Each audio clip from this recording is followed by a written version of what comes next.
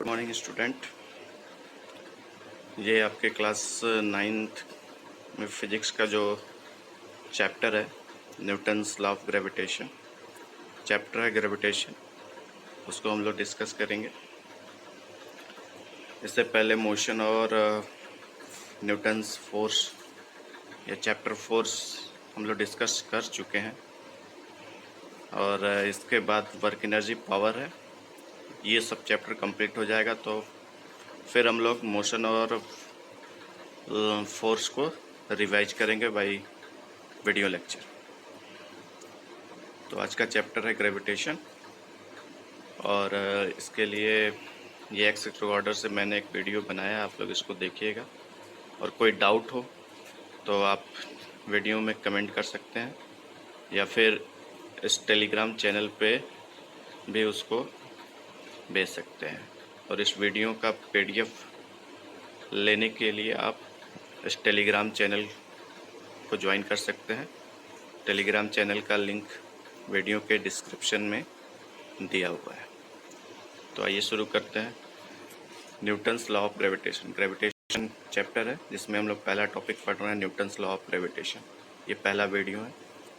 तो Newton's law of gravitation क्या होता है, क्लास 8 में आप लोगों ने पढ़ा होगा कि न्यूटन्स ने जो लॉ दिया है ग्रेविटी का, कि वो पेड़ के नीचे सोया था और अचानक से एक सेब गिरा, तो उसके दिमाग में ख्याल आया कि वो नीचे ही क्यों गिरा।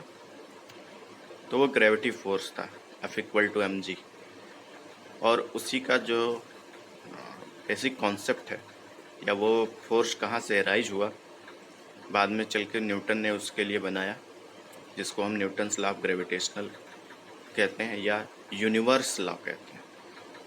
यही रीज़न है कि वो सभी जगह अप्लीकेबल होता है, इसीलिए यूनिवर्स लॉ। जबकि जो पहले न्यूटन्स ने फोर्स ग्रेविटी वाला जो फोर्स बताया था वो, और इसमें कोई डिफरेंस नहीं है, बस उसका कंक्लूजन ये है। तो आइए शुरू करते हैं क्या होता है। PDF के लिए आप टेलीग्राम चैनल को ज्वाइन कर लीजिएगा। तो what is gravitation, Newton's law of gravitation या gravitational law of force. Newton's ने बताया कि जो मासिव पार्टिकल होते हैं, जिनके अंदर मास होता है, वो आपस में अट्रैक्शन या रिपल्सन फोर्स लगाते हैं। उनके नेचर पर डिपेंड करता है। जैसे आप लोग क्लास 8 में पढ़े होंगे मैग्नेट के बारे में। मैग्नेट के 2 पोल होते हैं, नॉर्थ और साउथ। नॉर्थ के बीच रिपल्सन, साउथ के बीच रिपल्सन, मतलब लाइक पोल्स आपस में रिपेल करते हैं और अनलाइक पोल्स जो है आपस में अट्रैक्ट करते हैं। वैसे ही यहाँ पे कि जो पार्टिकल है, ऑब्जेक्ट है, उसका मास अगर सेम नेचर का है तो उनके बीच रिपल्सन फोर्स होगा, और यदि मास डिफरेंट नेचर का है तो उनके बीच अट्रैक्शन फोर्स होगा। तो कितना फोर्स होगा, इस फोर्स को न्यूटन्स ने बताया, और इस फोर्स को हम न्यूटन्स ग्रेविटेशनल फोर्स कहते हैं। चूँकि यह पूरे यूनिवर्स में फॉलो होता है, एप्लीकेबल होता है, इसलिए हम यूनिवर्सल लॉ ऑफ ग्रेविटेशन भी कहते हैं। तो क्या है ये देखते हैं। According to this law, force between two object is directly proportional to product of their masses and inversely proportional to square of their distance. इसका मतलब कि 2 ऑब्जेक्ट हों, मॉसिव ऑब्जेक्ट हों, जिनके अंदर मास है, अगर वो एक दूसरे से कुछ डिस्टेंस पे रखे हैं तो उनके बीच एक फोर्स लगेगा, और उस फोर्स की जो वैल्यू होगी वो प्रोडक्ट ऑफ दियर मासेस, उनके मास के प्रोडक्ट के डायरेक्टली प्रोपोर्शनल होगी। मतलब जितना मास उसका वेरी करता जाएगा, इंक्रीज करता जाएगा, उनके बीच फोर्स भी इंक्रीज होगा। मास उनका जितना डिक्रीज करता जाएगा, उनके बीच फोर्स की वैल्यू भी डिक्रीज हो जाएगी। तो पहला कंक्लूजन कि force is directly proportional to product of their masses, उनके मास के प्रोडक्ट के प्रोपोर्शनल होता है। And second, force is inversely proportional to square of their distance, उनके बीच के डिस्टेंस है उसके इन्वर्सली प्रोपोर्शनल होता है। मतलब फोर्स जो होता है वो इन्वर्स लॉ फॉलो करता है।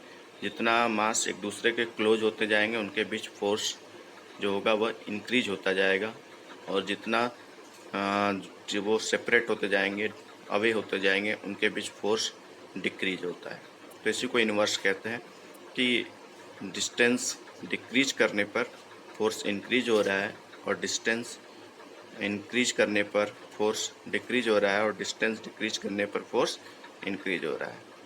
तो ये दो कंक्लूजन बना कि फोर्स जो होता है वो मास के प्रोडक्ट के प्रोपोर्शनल होता है और फोर्स जो होता है वो डिस्टेंस के स्क्वायर के इन्वर्सली प्रोपोर्शनल होता है। जैसा इक्वेशन में आप देख सकते हैं,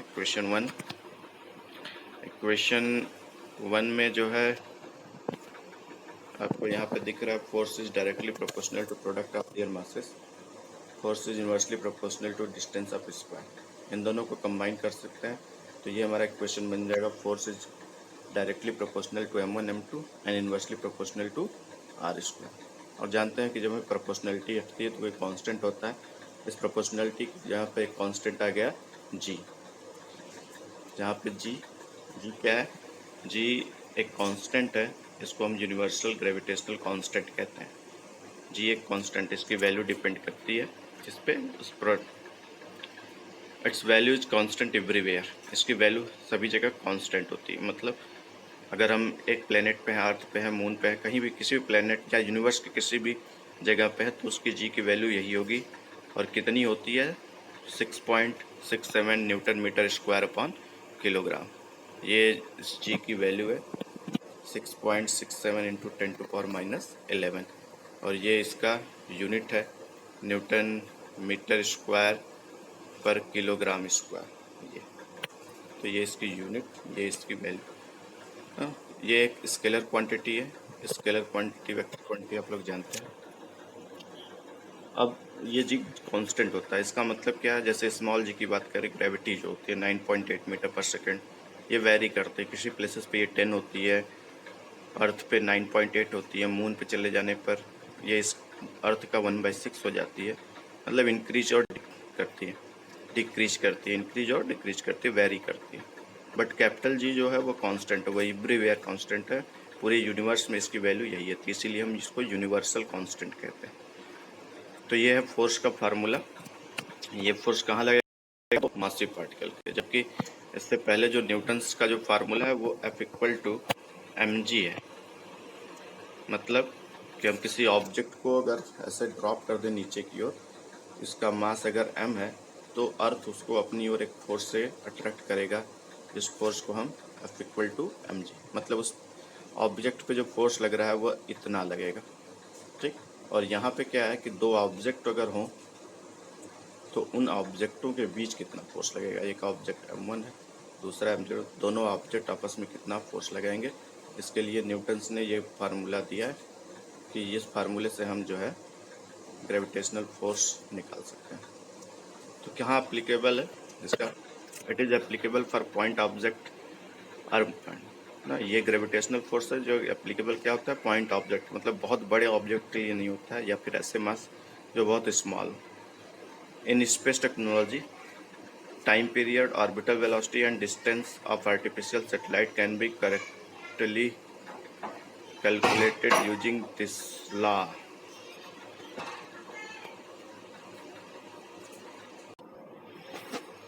तो ये नोट पॉइंट है, मासेस स्मॉल होंगे उसके लिए एप्लीकेबल है। और स्पेस टेक्नोलॉजी में इसका यूज हम कहाँ कहते हैं, टाइम पीरियड निकालने के लिए ना, किसी प्लेनेट या फिर किसी सैटेलाइट का, इसकी ऑर्बिटल वेलोसिटी निकालने के लिए। ऑर्बिटल वेलोसिटी क्या होती है, जैसे अर्थ सन के चारों ओर मूव करती है तो कितनी स्पीड से मूव करती है, उस स्पीड को हम उसकी ऑर्बिटल वेलोसिटी कहते हैं। कोई प्लेनेट जिस ऑर्बिट में मूव कर रहा है, उसकी जिस स्पीड से मूव कर रहा है, जिस वेलोसिटी से मूव कर रहा है, उसको हम orbital velocity. And distance of artificial satellite, कोई आर्टिफिशियल सैटेलाइट है उसकी हम डिस्टेंस, जैसे बहुत सारे सैटेलाइट हम लोग लॉन्च करते हैं तो उसकी अर्थ से क्या डिस्टेंस होनी चाहिए कि वो हमारा सिग्नल रिसीव कर, ये डिस्टेंस कैलकुलेट करते हैं और करेक्टली यूज़ करते हैं। जैसे हम लोग जानते हैं कि यहाँ सन से अर्थ की डिस्टेंस इतनी है, तो ये कैसे मेजरमेंट हुआ, इस फार्मूले से हमें फोर्स, ग्रेविटी, मास दोनों का पता है, हम रख कर उसकी वैल्यू को फाइंड आउट करते हैं। तो ये आज आपका पहला टॉपिक है जिसमें हम लोगों ने ये पढ़ा, फोर्स, न्यूटन ग्रेविटेशनल फोर्स क्या होता है, कैसे एप्लीकेबल होता है। सेकंड वीडियो में हम इसी टॉपिक पे न्यूमेरिकल करेंगे, तो फार्मूले को प्रिपेयर कीजिए। Okay, thank you.